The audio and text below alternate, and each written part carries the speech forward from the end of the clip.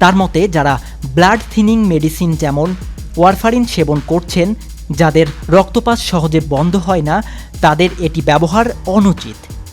Genetic disease, haemophilia, liver disease, anaemia, thrombocytopenia বা platelet কমে গিয়েছে এমন ব্যক্তিরা এটি ব্যবহার করলে অতিরিক্ত রক্তপাতের সম্ভাবনা বেড়ে যায়।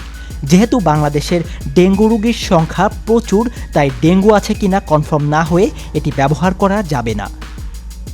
তিনি আরও বলেন, বাংলাদেশে যেহেতু জোকের তেল উৎপাদন বা বিপণনে নিষেধাজ্ঞা আছে, তাই ঔষধ প্রশাসনের লাইসেন্স জোকের তেলের জন্য প্রযোজ্য নয় এবং এটি সঠিক মনিটরিংও নেই।